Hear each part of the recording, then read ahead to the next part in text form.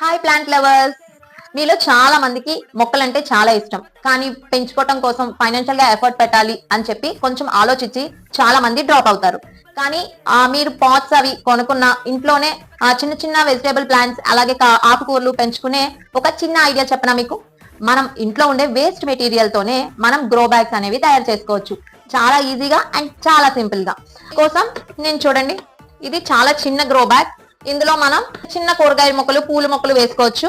అలాగే ఇది medium size.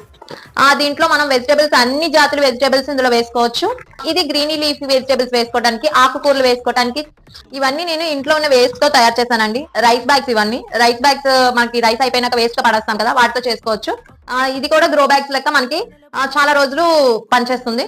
So ఇవి ఎలా తయారు చేసుకోవాలి అని మీరు తెలుసుకోవాలి అనుకుంటే నా ఛానల్లో ఫుల్ వీడియో ఉంటుంది, ఒకసారి చెక్అవుట్ చేయండి. Happy gardening. See you on the next video.